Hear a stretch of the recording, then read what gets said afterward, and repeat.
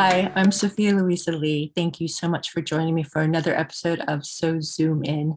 If you can, please hit like and subscribe. I greatly appreciate it, so thank you very much. Tonight, I will be speaking with Scott Myers. He is quite a well-known screenwriter. He's been in the business for quite some time, and he has recently written a book, The Protagonist Journey, an introduction to character-driven screenwriting and storytelling. We will be speaking about his book and a few other things that he's up to, and it's going to be really cool. So thanks for tuning in. Hey, Scott, Hi, nice to Sophia. How are you? Hey, thank you so much for joining me. How are you doing? Hanging in there. How about you? I'm doing good. I have to admit, I think you're my first guest I actually feel really nervous about. Oh. Just because you interview people all the time, you're on panels all the time, you've been doing this a long time, you teach, and you're just like an awesome person that I'm like, Scott, you're so awesome. So Well, I appreciate that. I should just record that and have that on a loop over the course of the day. So that when I feel like, oh man, I messed that up, or I go, right. nah, let's just play that. Sophia's voice, boom. Well, okay. So thank you so very much for being my guest and joining me tonight. I greatly appreciate that. And I have to say, you are so inspiring. I mean, you have your blog, Go Into the Story. I've been following that for quite some time. You're Zero Draft 30 on Facebook. I have written 2 scripts because of your Zero Draft 30.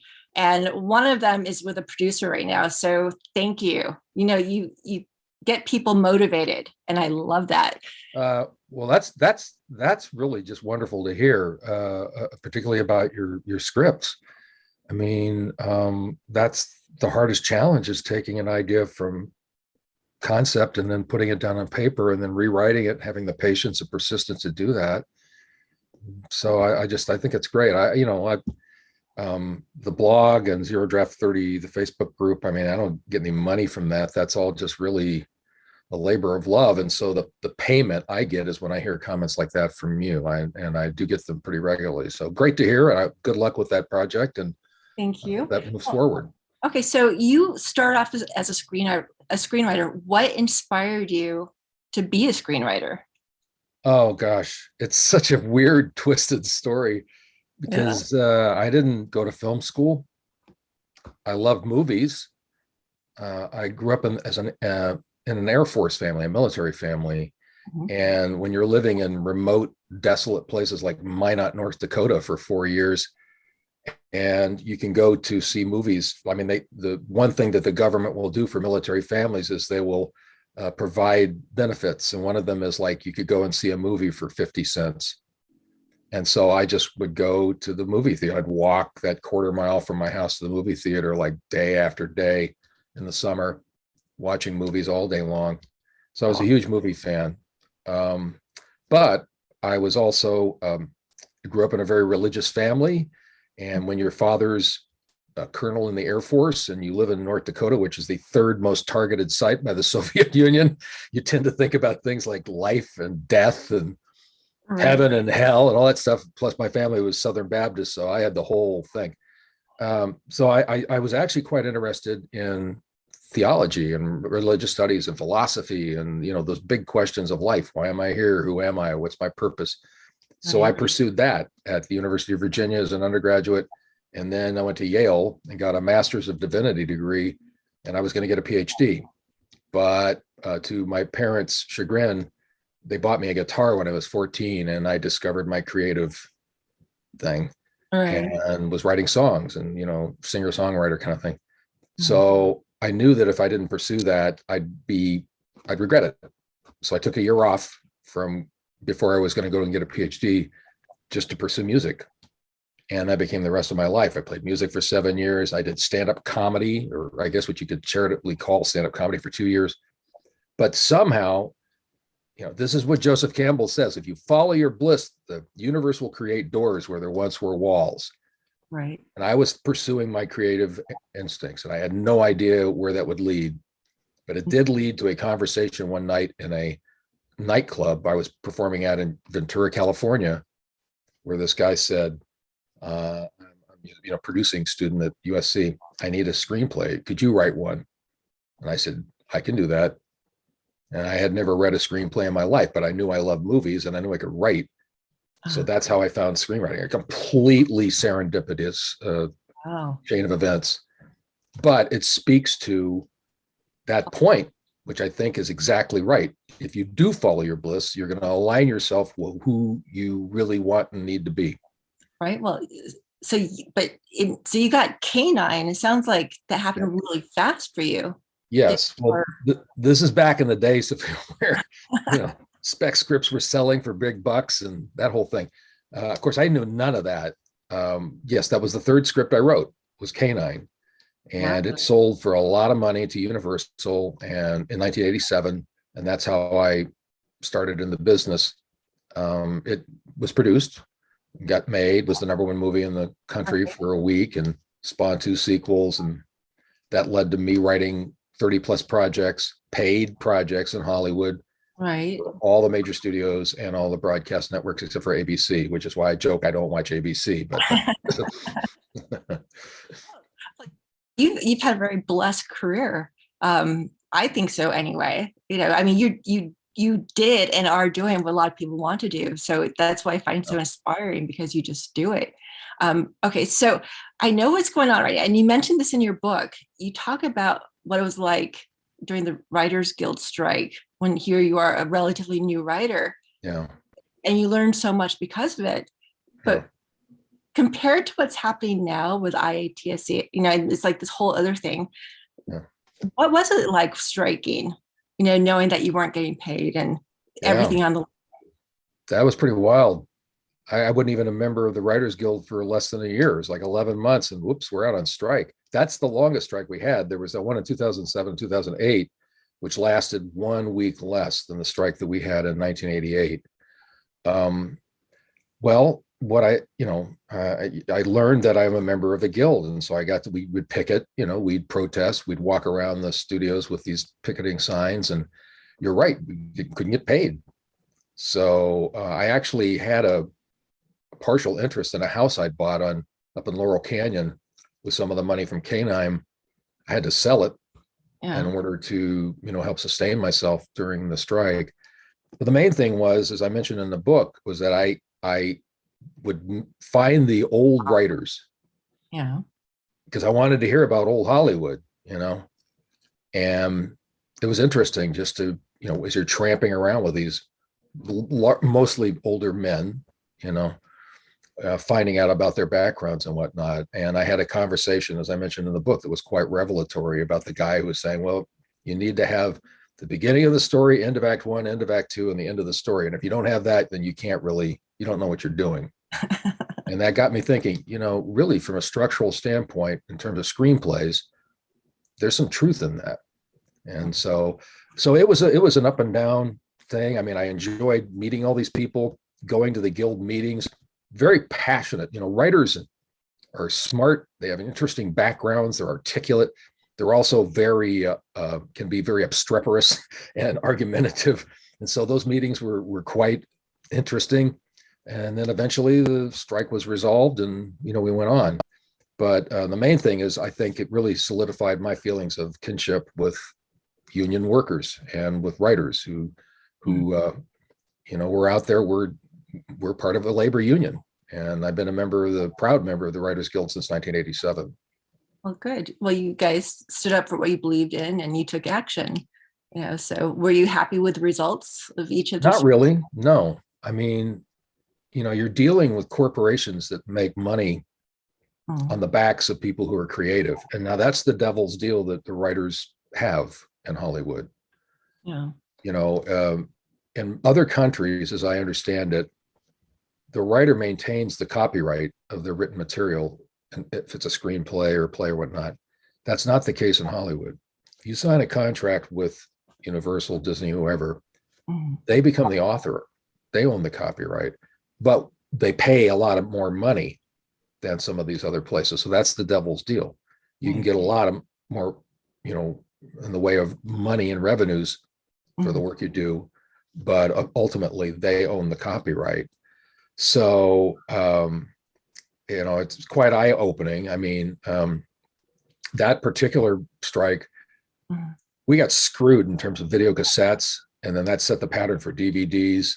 The 2007, 2008 strike was actually a little bit more successful in some ways, in that it got the studios to admit, and the networks to admit, that the streaming service, which they were claiming like, oh, give us a chance to see whether there's something there. We don't even know if it's going to work or not. Meanwhile, they're having stockholder sessions where they say, we're making billions of dollars off this.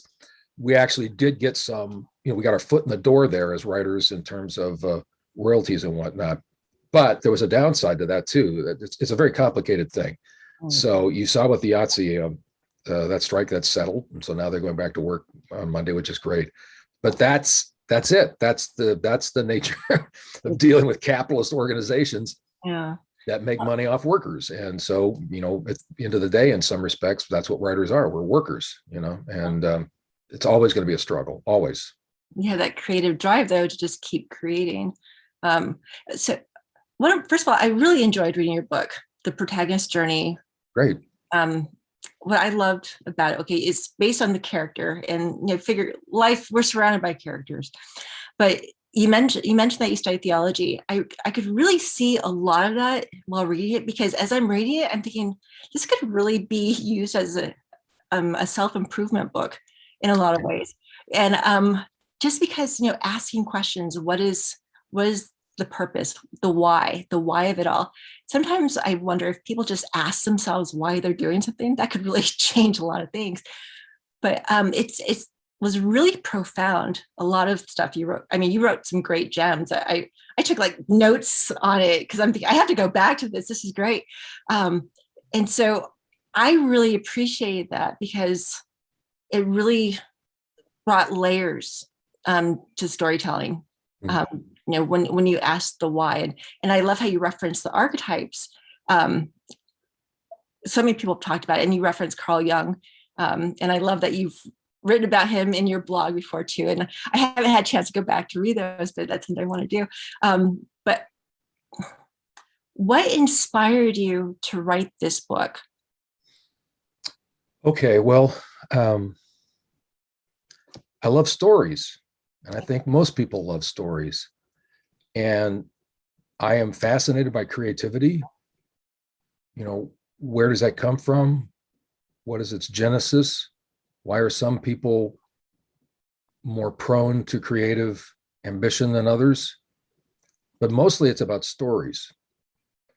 And, having grown up in a religious background and having studied theology, that's what the Bible is. It's a bunch of stories. Right. And, I have a series on my blog called The Theology of Cinema, in which I say, let's take some of these concepts, these theological concepts like redemption, hell, sin, incarnation, predestination, and see how they can apply to secular movies. The number one movie in the IMDb 250 is The Shawshank Redemption, right? So I think that what religion does and what cinematic storytelling does is pretty much the same thing. It's trying to explain who we are, why we are, where we are, how we are. It provides a context for us to understand ourselves in relationship to the universe, in relationship to fate, in relationship to the entirety of our lives. And so there's an applicability to the protagonist journey. We are the protagonist in those stories. This is, in Hollywood, they call it audience identification. As screenwriters, we want to create a point or points of identification with the protagonist. And as a result, that shrinks the distance between the screen and the audience. We become the protagonist as they go through their experiences, and we live vicariously through their experiences. And because movies are so powerful in that they start with a character over here in one state of psychological being, most often what I call a state of disunity, where they're disconnected from their authentic nature using psychological language. And they go on this journey in which they end up in a state of unity, the unity arc. That's the most prominent narrative archetype that exists. We want to believe we can change for the better. We want to believe that we can move toward wholeness, which is what Carl Jung's whole theory of individuation was about, that we need to engage ourselves, all aspects of our psyche, and integrate them and move toward wholeness. So I'm not surprised that you had an experience of reading the book, that it actually is something that you could take away as a benefit as an individual in terms of your own personal experience, and not self-improvement or whatever. I mean, I hate that language, but that's what so many movies are. Right. They're about a character that starts off where they're not aligned with who they need to be.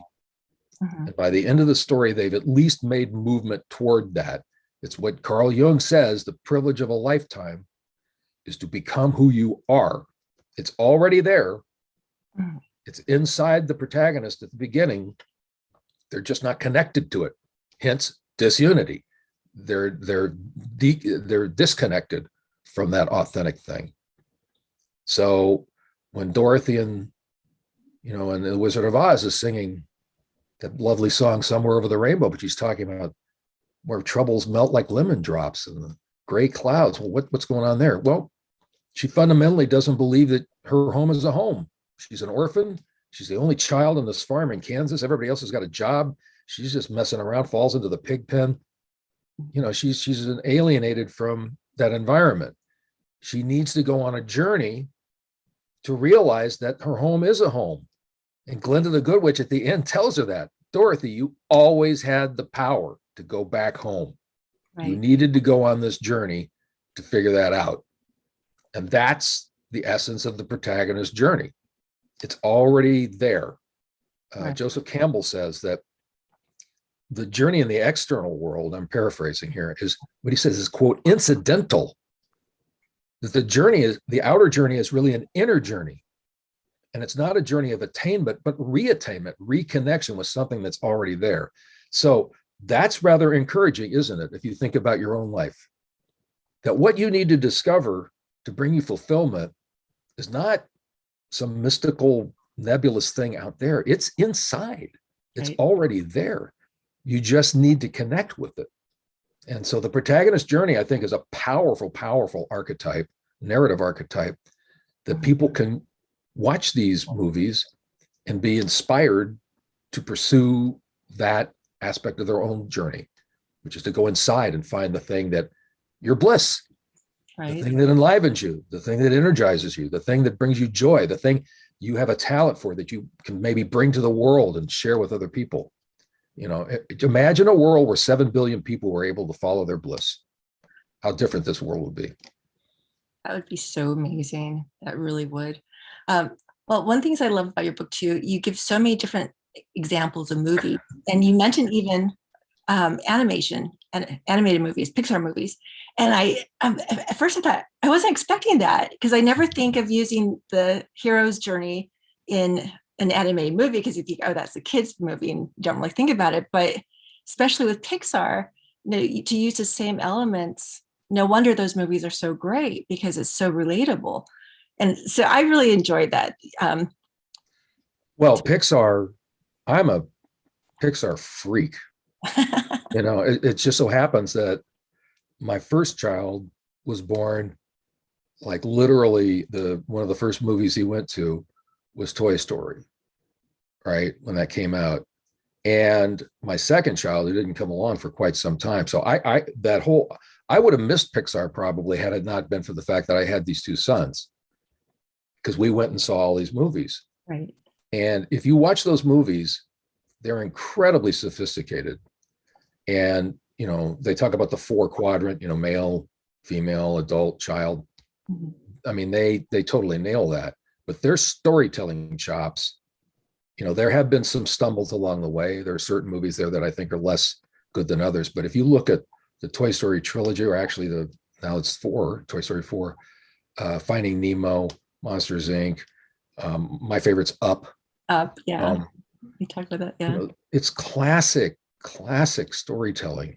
I know a few of the folks there at Pixar, Mary Coleman, she's been there since Toy Story 2. And I've interviewed her and talked to her about the storytelling. And they rely on Aristotle and the hero's journey and all that stuff. So it's not like magic. They're just leaning into the universal points of connection that we as human beings have. So separation is a huge theme in their movies. That fear of separation, you could see why it would be a big deal for Pixar, because that's one of those things that separation anxiety, right? As a child, we all can relate to that at a deep, deep, deep intuitive level. And so Finding Nemo, perfect example, separated from Marlin, separated from Nemo. And Up, he's separated from Ellie because she dies, right? You just see this theme of Toy Story. He's separated from Buzz. He's got to go find Buzz. They're separated from Andy. They got to go get to Andy. So you see these themes in Pixar. I actually teach a class on this at the university level on Pixar and the craft of storytelling. To me, they're incredible storytellers. By the way, the most successful studio ever, if you look at their box office revenues per film, I mean, nobody even comes close. They average, I don't know, $600-700 million per movie in terms of that. So yeah, it's to say, well, it's just a kid's movie is really missing the point. Exactly. It's a much more profound set of narratives that they've created over time that really, really speak to the universal experience of being a human being.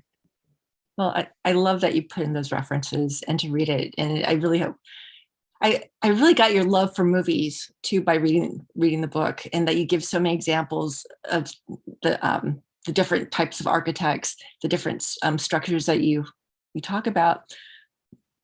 You know what, Scott? All of a sudden, I just feel so nervous. It's like, oh my God. We're just talking about stories here. I've got story, but it's like this is crazy because I have such a high admiration for you. I'm thinking, oh my God, I sound like a stupid. But anyway, erase that. It's like, wow, I'm actually talking to Scott. Okay, all right. So yeah, that's overdone with. But I really like that you really spell everything out. So I know on Zero Draft 30 on going to the blog, you talk, and even in the book, you talk about just get the damn thing done, write down your first draft. Right. And people get so freaked out about that. And what you offer a way to how to do that, how to do the steps to get a first draft done, so you don't lose your direction. And I think that's really great because it helps give people clarity about the story they want to tell and why they want to tell it. And one of the questions about the protagonist, what the protagonist's why is, it made me think, what is the writer's why? Why do you as the writer want to even tell this story? What is it inside of you? And so that's a great question. So when you've written your stories, have you ever asked yourself that, or do you just dive in and do it? Oh, I ask it right up front. Yeah. I make this a point with my students when they say, okay, so like at the university level or graduate level, particularly the graduate level, because they're working on their thesis project, right? They're going to be working on it for 3 quarters, whether it's a TV pilot script or a feature film. Okay, so come up with some concepts. All right, so they do. Which one do you like the most? Well, I think this one. All right, now I want you to spend an afternoon or an evening reflecting on what's your emotional connection to that material. What's your resonance with that material? Because for 2 reasons. One, the single hardest thing sometimes about writing is to get your ass into the chair to write. If you're not passionate about the material, that is like existentially hard. You can find every single excuse in the book to avoid doing that. I call it putting derriere into chair. Okay? So that's hard. Writing is hard. But on the other hand, if you're passionate about the material, if you're connected to some of the characters, and in particular the protagonist, then you'll be drawn to that chair because you're curious about where the story's going. But the second thing is there's something magical that happens when the writer is connected to those characters in that profound way. Because then when they're writing scenes, it's not a thought process as it is an emotion process. I always tell my students that first draft in particular, approach the scenes from a feeling place. It's like Ray Bradbury says, the great, science fiction writer. When you sit down to write, don't think, period, feel, period. We want to evoke emotion. And so I tell my students, when you sit down to write any scene, whatever you've done in the way of prep work and breaking story and outlines and all that, that's fine. Set that over here. Trust that you're going to carry whatever it is you need to carry into this scene and the next scene. The important stuff, you're going to have that intuitively. What your task is when you sit down to write is to close the door, turn off the phone, take some deep breaths, transition from the busy world of your normal life, and now go into the story universe. And in that scene that you're going to write, imagine the place, but most importantly, get in touch with those characters. And you want to, what are they feeling? Where are they in terms of their respective character arcs? Where are they in terms of what their goals are in this scene?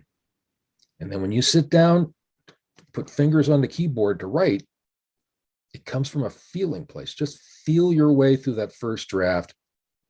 You owe it to yourself to do that, because that's where the magic happens, where the characters will emerge and speak to you. Not all the time. It's not like programmatic where you do that and it naturally will happen every single time. Right. But it's much more likely to happen that way. Now you may end up with, scenes that are 4 pages long and there's all sorts of stuff up front that you're going to end up cutting, or lines that are really on the nose, or, but you're doing what receptive writing, you're receiving from the characters what it is they're experiencing. You're not putting your prerogatives and prescriptions on them. You're allowing them character-driven storytelling. It's my book, right? But you can always do that executive writing afterwards. Right. Once you've got that draft down, you can go, okay, so I'm going to tweak this and cut this back and, rework this. But that first draft, you absolutely owe it to yourself to come from a feeling place, get in touch with the characters. You do that, that's the zero draft approach. Exactly. It's like you don't care so much about any of the, the formalistic stuff, whether bolded slug lines or any of this nonsense that goes around online where people get into these big arguments. All you care about is the characters and what happens in the scenes. You do that one scene after the next, boom, as soon as your fade out, you got that first draft. Now you can go back and do that executive thinking. But that's the approach. I just think it's so important to make sure that we as writers have an emotional connection to the story, understand what that is, then lean into our characters at that level and see where it takes us. Right. Well, I always like to think of it when I'm in that zone of being the conduit for spirit to work through me, to just really open myself. Because you talk about the story universe, and I just think of like, okay, I'm opening up to the universe to just allow these creations, like I'm kind of like the co-creator. Yeah. Well, there's all sorts of language systems about this and metaphors and whatnot. I just think like, I say that writing a story is like wrangling magic, and writers understand this. It's like, there's this weird thing where you'll be walking along and all of a sudden a character will emerge, will pop into your mind. You're working on a story and they'll just pop up and go, hey, you know what? You got to check this out. Or you're sitting there writing and all of a sudden the dialogue is just like, and it's not you, it's coming from somewhere. That's what you're talking about. It's spiritual. It's like a religious type of thing. It's like you have faith that the story universe exists. You believe that the characters exist. Moreover, I say go one step further. If these characters have emerged to you, the story has come to you, that's fate.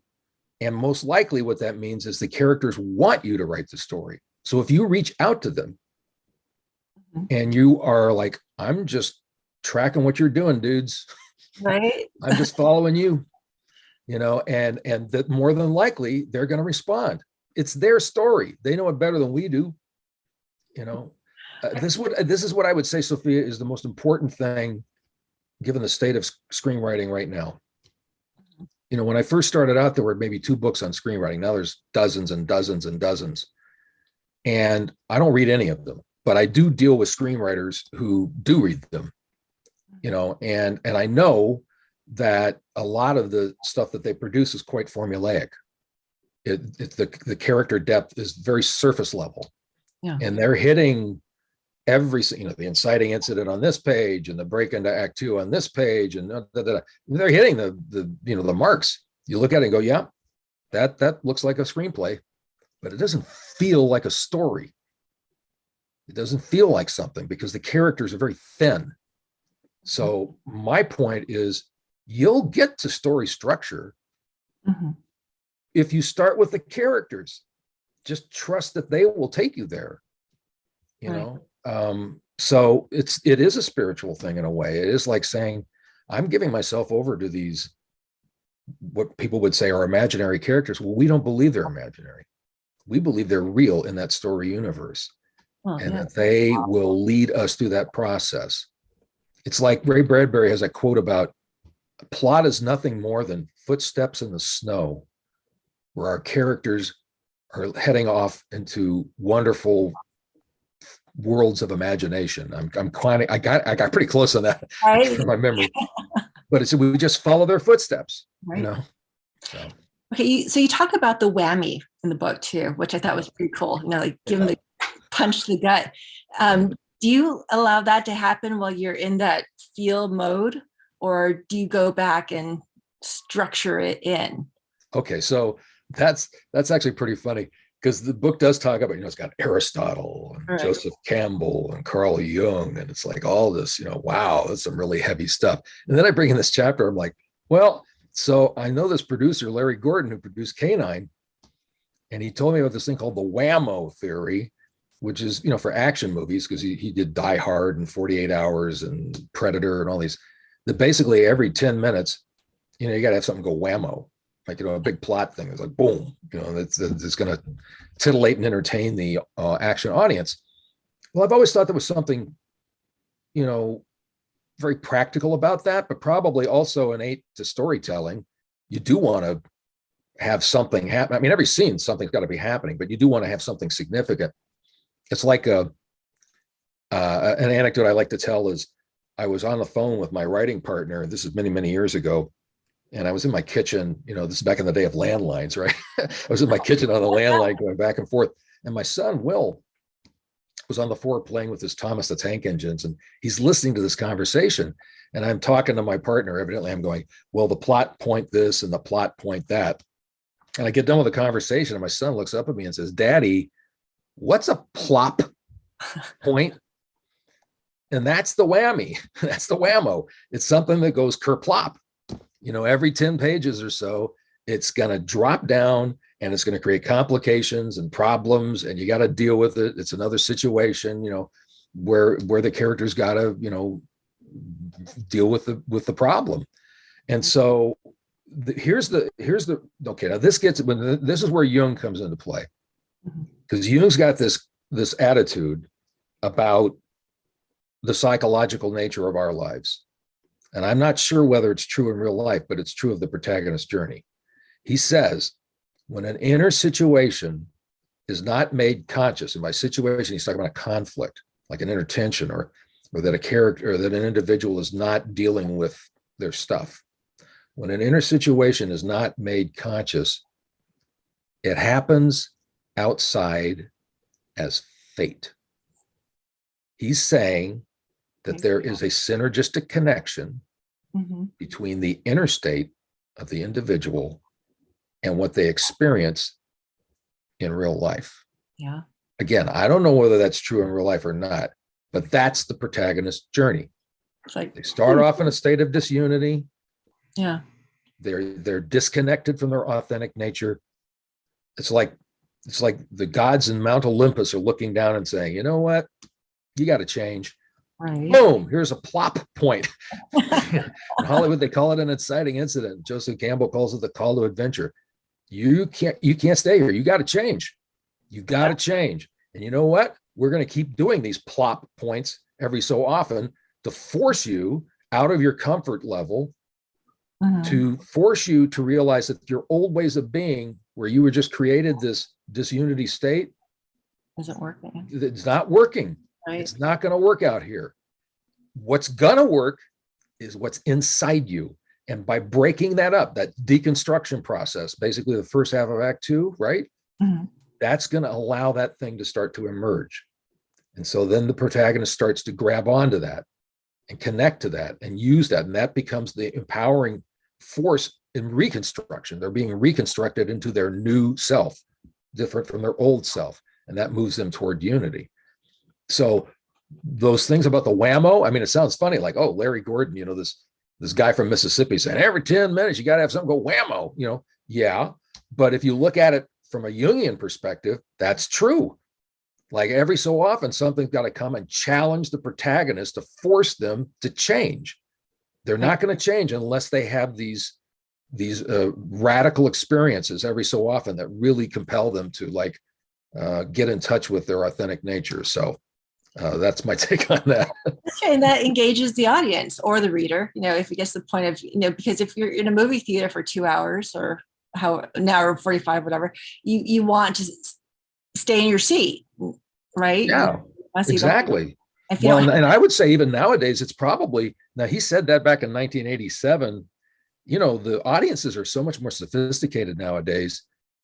These young people have seen and heard and read so many more stories. I mean, if you think of YouTube videos and TikTok things, and, text conversations, those are all stories, right? Sure, and so they're just very much more sophisticated. They want things to move more quickly. They don't need as much exposition. And so it may be that we need to have those every 5 minutes now than 10. There's no real sort of set foundation here. It's not like, some sort of golden paradigm on this. But my main point is this. Yeah, the whammo theory sounds like that's a fun idea. But going back to just what I was saying, if you tie that to the inner life of the protagonist, those events are not random. And it's not just about entertainment. Right. It's about forcing the character to deal with their stuff and to change. Joseph Campbell, when he talks about the hero's journey, says that, I'm paraphrasing, that the journey in the outer world is incidental. So all that stuff you see, right, all the hero's journey with these books and the innermost cave and all that stuff, yeah, that's all interesting, but that's incidental as far as Joseph Campbell was concerned to what's really going on. That the outer journey is really an inner journey, that it's not a journey of attainment but reattainment. It's about connecting with something that's already there. And so we talk about anytime you go into a meeting as a screenwriter and they're talking plot points or whatnot, just lodge in your mind, okay, yeah, we need to have something happen, but that's got to serve the protagonist in terms of their character arc, period. Right. There's got to be that emotional connection, or else it's just a bunch of noise. Right. Well, every single movie you reference in your book has that. You see it. You see how the inner journey happens because of the outer journey, which, and I love that it's pretty much all genres. It doesn't matter if it's an animated movie or an action movie or drama. They all have that experience. Well, that speaks to, I mean, I'm a big Joseph Campbell fan. I studied him in college, I was on the honors program at the religious studies department at UVA. And that's where I read The Hero with a Thousand Faces back in 1974 and 75. I still have my copy of my book. It's right over there. And so I was reading this stuff and wow, this is like, I couldn't even sort of grasp what it was, but you keep reading it and rereading it. But that's exactly right. He talks about that there's basically one story. Now, whether there's all sorts of revisionist theories about this, and there's a great book I just bought called The Heroine with 1001 Faces, which is not, she's a Harvard scholar, the author. She's not denying Campbell. She's saying that she's adding to, she's trying to expand the idea that not all stories are necessarily, facilitated by that language of the slaying the dragon and all that stuff, right? But there is that idea that stories do have these these universal elements. Aristotle identified beginning, middle, and end. And you'd be pretty hard pressed. You can tell it backwards, you can tell it not, non-linearly, but there's going to be a beginning, middle, and end. It's not just the overall story. Scenes have beginning, middles, and ends. Sequences, Right. acts. Yeah. So there are these universal dynamics that exist, and you're right. It's cross genres. You're going to see the protagonist's journey in action, comedy, drama, family, horror, science fiction, thriller. It's so yes, I have 300 plus examples in my book of movies and TV too, by the way, where now some of those TV shows like Seinfeld, the characters don't really change that much, but a lot of the limited series they do. And even shows like Ted Lasso, which everybody thinks is it's delightful, but season 2, you're seeing, oh, okay, these characters are going through some changes, So yeah, it's innate to, this goes back to Ovid. Ovid says that all life is about change. The seeds of change lie within. Right. He wrote Metamorphoses, back in 8 AD. He aggregated these stories. So change, it's just innate to storytelling because we want to believe we can change, hopefully for the better. Right. Do you still watch movies all the time and TV? I mean, is it like a daily thing? Well, not daily. I read tons. I mean, I'm reading because I'm a teacher now, and I'm still in the business, and so I read screenplays that get set up and spec scripts that sell and movie scripts and whatnot. But I'm reading all the time, just every day, reading hundreds of pages of stuff. Wow. But yes, now my wife and I tonight, after this, we're going to watch episode 1 of Succession, the new season on HBO, which is like one of the best TV series ever. So we'll watch. We love limited series because it's like long movies, beginning, middle, and end. But yeah, I think it's absolutely imperative to watch movies. Sometimes you kick back and have popcorn and just kind of enjoy it. But sometimes you go, okay, I'm going to push pause here. That was the scene. I'm going to write it down. What happened there? Wow. Play. That was a scene. Stop, write it down. You're doing a scene by scene breakdown because that's the way to really reveal the structure of the story. So yeah, it's reading scripts. I came up with this thing years ago, this mantra. If you want to learn how to be a screenwriter, you do these 3 things, you can do it. Watch movies, read script, write pages. Those 3 things. If you do that, disciplined about it, you can become a screenwriter. Can you ever watch a movie just for the fun of it now, or do you automatically go to? So you remember The Wizard of Oz? Pay no attention to that man behind the curtain. Well, that's unfortunate. Once you learn about some of this stuff, it's like it's hard because you're thinking, okay, well, that's a setup probably for a payoff, and that character there is probably a mentor figure, and what they're saying there, and wait a minute, now that's a plot point. And so what does that mean? And so yeah, you tend to think like that. And it's like people say to me, have you seen this movie? I say no. I don't want to spoil it for you. I said, it doesn't matter. I mean, I don't think like that now. I know it's kind of it seems rather cynical, but it's not like that. I really appreciate story structure. And now a truly great movie is one where I'm like pretty much going through the entire thing and I'm not thinking about that. I'm just so caught up with the character, that I'm not, okay, that's a subplot that's going to pay off over here. But that's the thing. If you get into this, if you're outside and you say, I want to be a screenwriter, as soon as you pull back that curtain and see the Wizard of Oz as Professor Marvel, then you got to understand that you're never, ever going to watch movies and TV the same way. They're just not. And there's a downside to that because there's sort of, you lose that innocence. But on the other hand, you can really appreciate when a story is so well constructed and the characters are so, the plot points are so subtly hidden, and the dialogue and exposition is so well handled, and the transitions between scenes are so smooth, you can appreciate it at a whole other level. It's like, wow, that was some tremendous storytelling. Wow. So do you think you'll be writing scripts again soon yourself? Well, I do have one. I came up with a great idea for a comedy Yeah. recently. But I'm actually working on a novel now because I've never written one, and I've got an idea that I've wanted to do. Writing this book was really hard. Yeah. I thought it would be easy because I know this stuff because I've been teaching it for a long time and using it as a writer myself. But it's not like sitting down and write a scene. Mhm. It's very heavy thinking involved because what Palgrave Macmillan, the publisher, wanted was, they said, this character driven stuff, we don't see much in the way of that in the academic environment. So I said, all right, well, let me check out and see what the universities are using as books to teach screenwriting, and even film schools. And I was rather disappointed because there really was hardly anything that didn't reduce story structure to plot. It's like they went to plot right away. And I was like, whoa, whoa, whoa, whoa. The plot emerges from the characters. Wasn't anybody teaching character?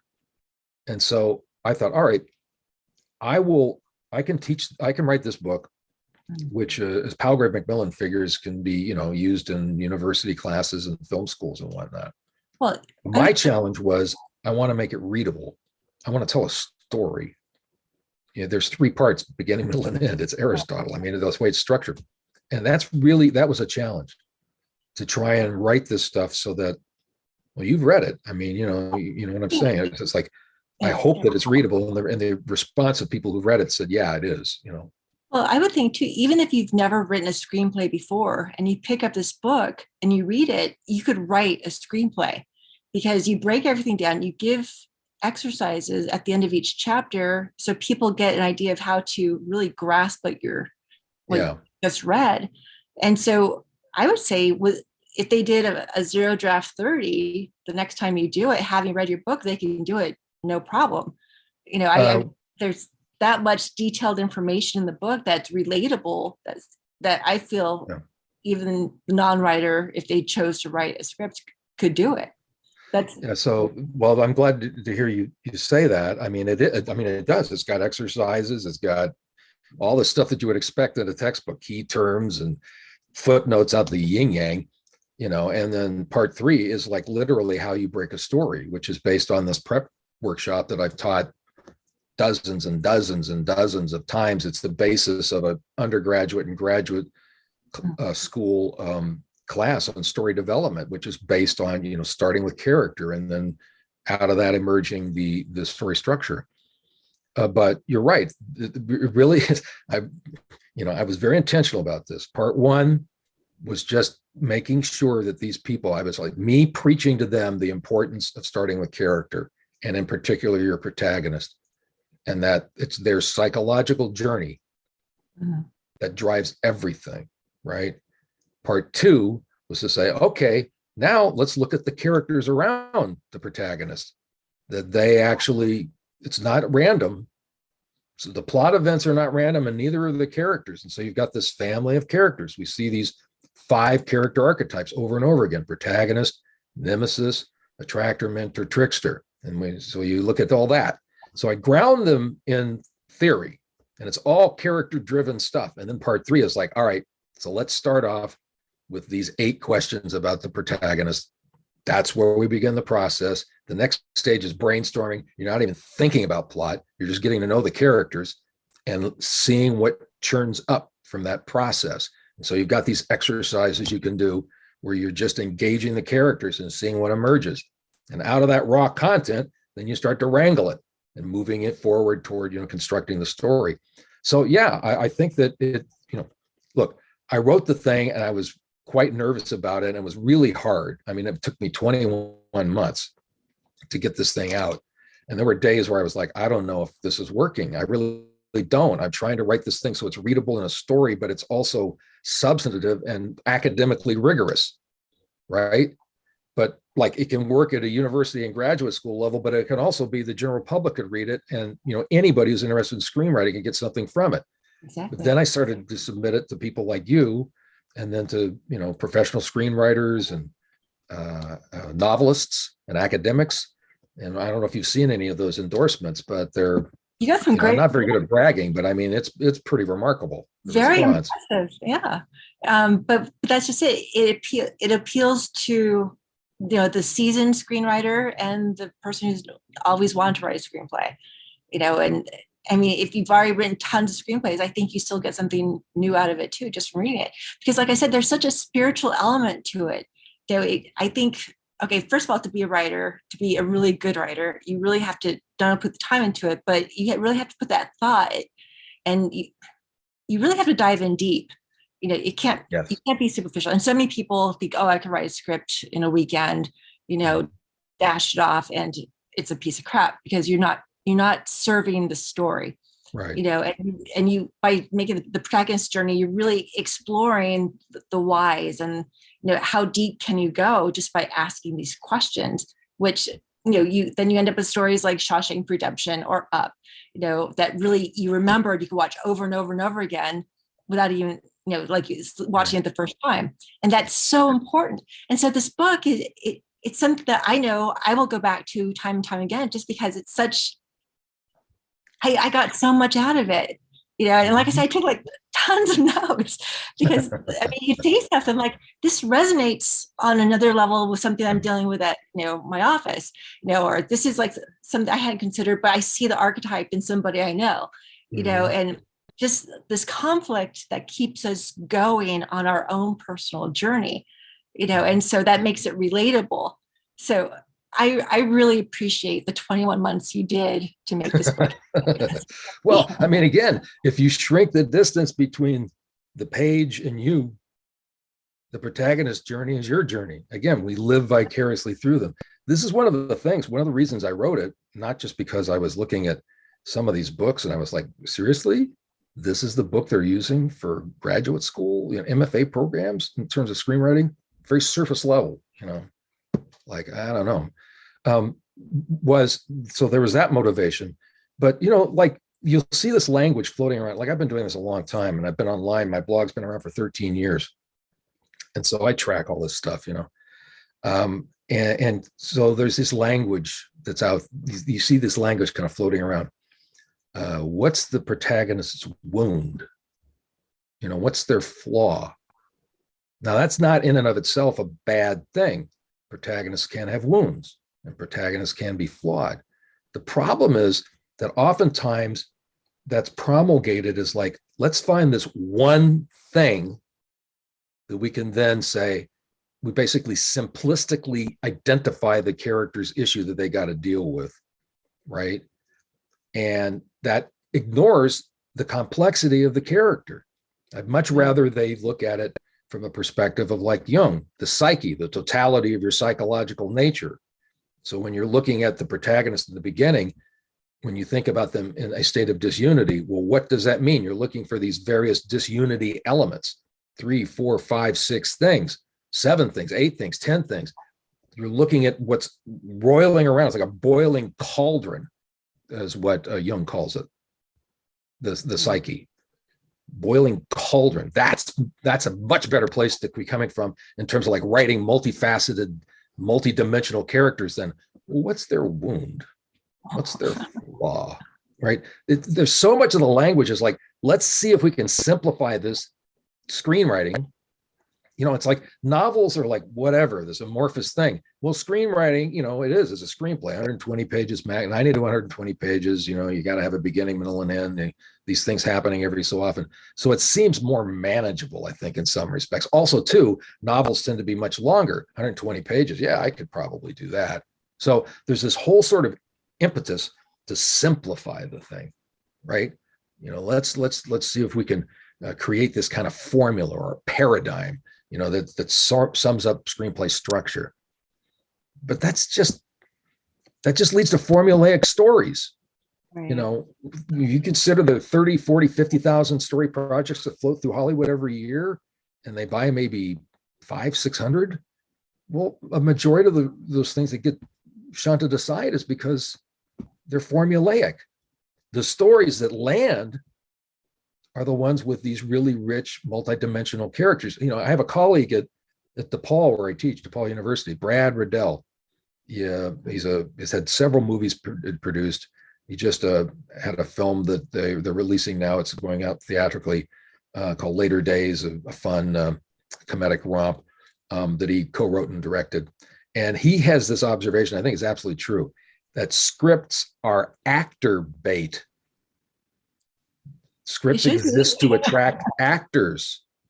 Right. Unless you're dealing with like, a $200 million spectacle movie where the spectacle is the star. If you're dealing with anything that's like a drama or comedy or a family movie or a thriller or horror, the characters are so critical, because you're going to attract actors that way. Right. And so not only is the story going to emerge from your work with the characters, but if you write these multifaceted, or not write, you're basically receiving from them their multidimensional nature, then, you're going to have these really fascinating, complex individuals that an actor is going to go, you know what? I want to play that role. I totally want to play that role. So there's this, my book is an attempt to say, go the other way, run away from this, like, let's just do the surface level. The plot point happens here and this happens to that and all that. Start with your characters. You'll get to plot, you'll get to structure, but start with the characters. You're much more likely to end up with a vibrant story with a heart and a soul that way. And that's what you want. And those are the movies that win awards. Yeah, they really do. So, well, and you break everything down in your book, pretty much from A to Z. You don't leave anything out. I would say anyone, okay, this book is available right now on pre-order for Amazon. When is it officially released? Well, that's been interesting. So it's supposed to come out in November, but then there were some issues with I don't know whether it's this thing with the delay of goods or whatever. I forget what they call it, but so it looks like it's going to come out in January now, which is fine by me, because I didn't want it to come out in December. December is not good. And January is like a great time when people are like, yeah, you know what? I think I want to do screenwriting. I want to be a screenwriter, So it looks like it's going to come out in January. But yeah, the pre-orders have been quite, it's been funny because I had this is my first book ever. So I have nothing to go on about any of this stuff. And I'm just relying on the goodwill of people who follow me on my blog and whatnot. And I just, tweet, say, hey, here's the book, pre-order it. Well, it's actually, as of today, the #1 book on Amazon for new releases in film and television, has been for weeks now. And it bounces around in terms of sales, actual sales, but it's been #1 in sales for film and television as well. So people are pre-ordering it, which is gratifying, but I do think again, I'm not very good at bragging, but I think it's a really, really good book. And more importantly, I think it's important. I do. I think, this is where we should be writing from, is from character. Right. And like you said, the story, tells itself, through the characters. Character-driven screenwriting and storytelling. In January, when the book's available, buy the book, set your New Year goals. Yeah, there you go. And then when you have your next Zero Draft 30. In March. Right, in March, you'll be ready to write your script in 30. There you go. And you have that whole synergy of everyone writing together, and, you stick with it. Sounds like a plan, Sophia. Right? Buy the book in January, write the script in March. Right. And then we'll have to talk about later what you do with the script after you write the first draft, because that's a whole other subject. That's a whole other subject, right? Rewriting the script. Yeah. Okay. But so you recently did something with the Blacklist. Yeah. Right. Okay. And so how long have you been part of the Blacklist? So I guess you could say I'm part of it. I am partnered with them. My blog is the official screenwriting blog of the Blacklist. For people who don't know what the Blacklist is, it was created by Franklin Leonard when he was a development executive in Hollywood. And he just was looking for the best unproduced screenplays that year. And he just sent around a note to a bunch of other development executives, and then they sent in the names, and then he simply totaled them up, created a PDF and sent it out. And that became the annual Blacklist. That they do that every year, the second Monday in December, where they come out with this annual Blacklist. Well, it's evolved into a much more, comprehensive thing. They've got a website where people can put scripts. They've got their own production company now. They're actually producing movies. So Franklin was a fan of my blog from very, very early on. And I met him, and he's a brilliant guy and is really passionate about screenwriting and screenwriters. He's actually wrote a script. He said it was awful, but so he's not like a screenwriter, but he's extremely conscious of and supportive of screenwriting and screenwriters in Hollywood. And so that, and the more importantly, I think both he and I were looking for alternative ways for people to break into the business. That's one of the reasons I started my blog, was like, well, there's all these weird folks out there promoting themselves as screenwriting gurus who don't have any experience in the business. Meanwhile, I've had, movies made that I wrote, and 30 plus projects and blah, blah, blah. So I'm going to give away this information for free. And I'm going to hopefully reach people who are well outside, that don't go to USC Film School, that aren't the sons and daughters of movie moguls and, TV network presidents. And so that's, the Blacklist has been about that too, about trying to find new avenues in, that whole language disruptor, disrupt the system, to find those new voices. Right. And so that's where it all started. And that was like 12 or 11 years ago. And they have an educational aspect to it, the Blacklist. With these, they have TV writing labs, but then they have the feature writing labs, feature film writing labs. And I did the very first one in 2013. And I'm not very good at bragging, but this is something I feel very proud of. I've helped shape that feature writers lab in terms of how we approach that. And I've now done 19 of them as of this last weekend. Every single one of the feature writer labs, there's been some that we call mini labs, which were like 3-day weekends, but then there are these week-long ones. And then remotely, because of the pandemic, we've done some there. We did one with New Zealand writers this year. Oh, wow. So I've been involved in every single one of those as a mentor, and then I workshop facilitator. I work with the writers. We go through their scripts. We try and figure out, how they can improve them. And that's been extremely successful, so I'm very proud of my connection with the Blacklist. They don't pay me. I get like a little honorarium for my, the labs that I do, but I told Franklin, I want to be independent of the Blacklist for my blog. Because I need to be able to critique, I need to be able to be, I'm still a screenwriter. And so I can't be seen as being, Biased anyway. under the umbrella of the Blacklist. Right. But I love, those people are great. The whole Blacklist team, I just adore them. And of course, Franklin is would consider a friend, Well, I love that you love the process so much. You have such passion for it. Your blog, your tweets, your, the Facebook pages, the way you're so supportive, even just your words of encouragement. And I love the whole scamper on. Writing scampers. I see it as so inspiring, especially in a time when people get so caught up in, their daily drudgery, if you will. It's nice to see someone offering inspiration. It's like, you can do it. Sit, get your ass in the chair and pound the damn thing out. And I love that. Well, Sophia, it's I know the odds are astronomically against someone, breaking into the business, let alone creating a career as a screenwriter. It's just really hard.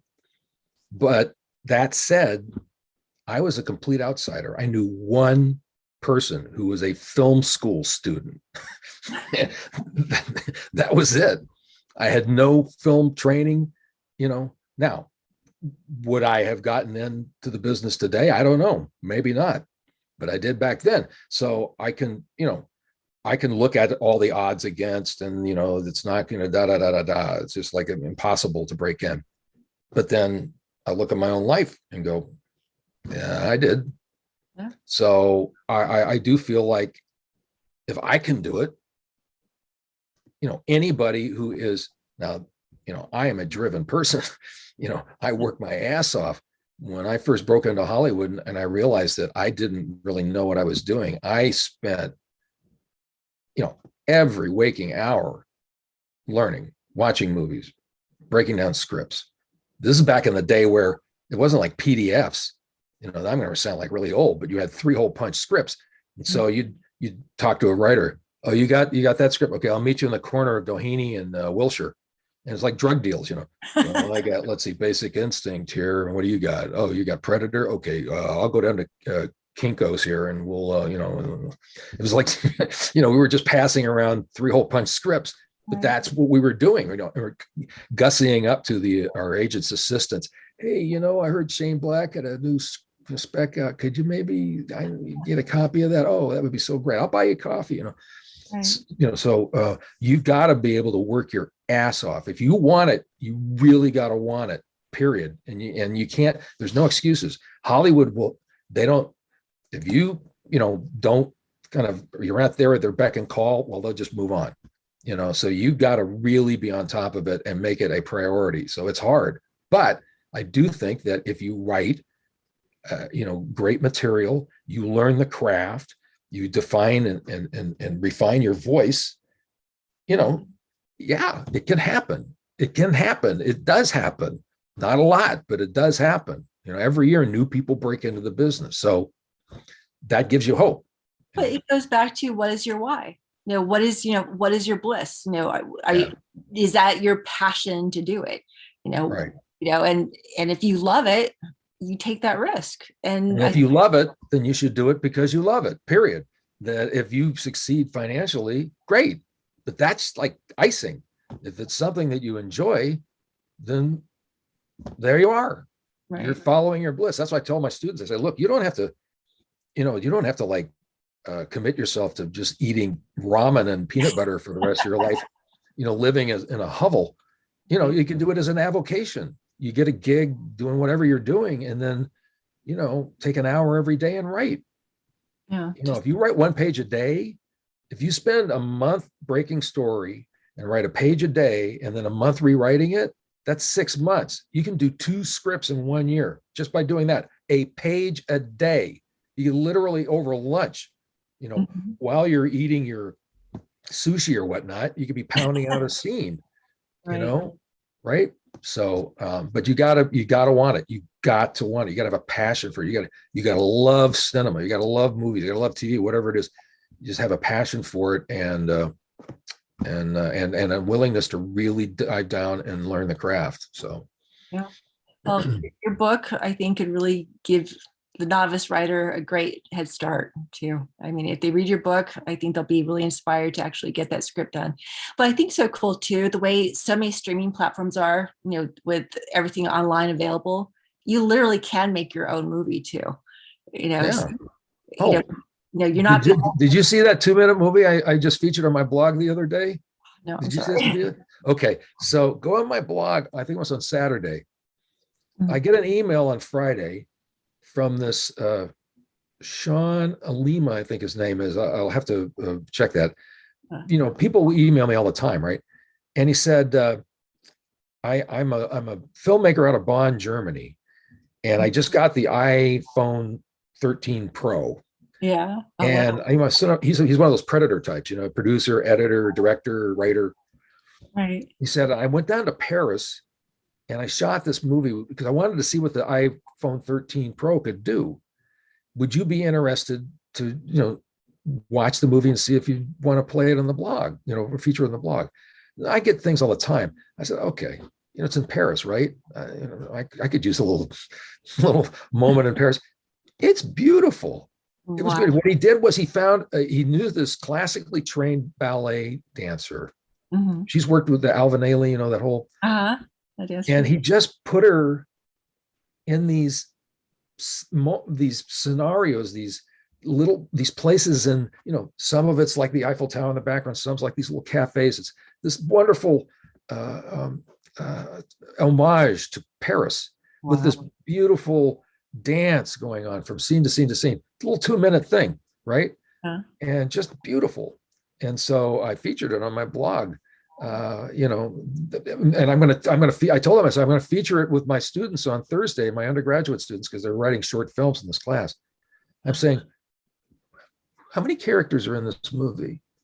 And they go, well, it's the dancer. I say, yeah. there's another character in this movie. And they go, well, no, there's a bunch of people. No, no, no. Yeah, they're part of it's the city, the setting. The setting is a character. And so when you write your story, you need to be thinking about that, right? And also just visual storytelling. I mean, it was just great. Anyhow, so I don't know where we got off on that, but I just thought it was such a wonderful. You should watch that. It's just lovely. These 2-minute thing with this voiceover talking about Paris being the city of art, and it's just it's wonderful. Isn't it awesome? You can make your film on your phone. Absolutely. Everything, you just change it. And so when you get that concept and you can write it down and really, especially the whole character-driven part, and really, you just make it happen. Sure. You don't have the excuse of, well, the studio didn't like it, or my agent didn't do this, or you can literally just do it. Yeah, and that's absolutely, you can. Exciting, with the phone, right? So yeah, but come up with a great story and great characters. That's the key. So right. So, well, Scott, you are awesome, and thanks for having me.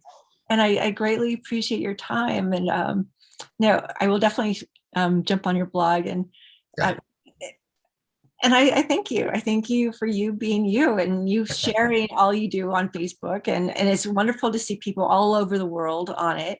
Especially when we do the Scamperthons, and you have someone in Australia and someone in London and here, and and they jump in. And so there's the Zero Draft 30 Facebook group. There's the gointothestory.com. That's my blog. I teach these classes through Screenwriting Masterclass, which is my online educational resource. I teach at DePaul University. I'm a professor there teaching screenwriting. And then I got the book, The Protagonist Journey, an introduction to character-driven screenwriting and storytelling, and so that's pretty much, well, on Twitter, I'm on Twitter, 72,000 followers. It's not Beyonce, but people love you. Well, that's nice to hear. You inspire people, and we need more people like you. Well, thank you. That's so nice to hear. Thank you. Well, it's true. So, I appreciate the time. I'm always passionate about talking about stories and movies. So. All right. So now you're writing a novel. What kind of novel is it? It's completely out of my purview. I mean, this is a real flyer. I mean, just like I've never written a novel. And so, but the same thing, like, can you write a screenplay? And I said, I can do that. So I'm sure novelists out there who've got their MFAs are like, oh yeah, sure, Myers, right. You know what you're talking about. But it's got a fantasy component to it, but not really. It's got everything going against it, I'm sure. I mean, like, if someone were to say, if I were to pitch it to them, they'd say, Scott, that just is not, that's not going to sell. But I'm quite enamored of the characters, and it's got a theological component that I'm wanting to explore. That's interesting, but it's got a lot of action to it. I don't know. It's just a weird thing, but it's got a great high concept to it, a great sort of hook. You just get it. So that's what I'm working on right now. I'm spending all this time developing characters. I'm just living with them. And so you are doing what you wrote your book about. Yeah, I'm doing the exact same thing that I talk about in my book. I'm doing all those exercises with my characters and master brainstorming list, all that stuff. Yeah, that's where I'm at right now. So it's going to be great. You're going to write this book. It's going to become a #1 seller. Then you adapt it into a screenplay, and it's going to become a movie. So there you go. From you, as they say in Hollywood, from your lips to God's ears. It's done. It's done. Yeah. Well, thanks for having me. I appreciate it, and it's great to get to chat with you. And we'll get you back on when you get your novel done. Okay, there you go. Okay. And I'll see you on Facebook, and thank you so much, for being so awesome. Thank you. Great. Thank you. All right.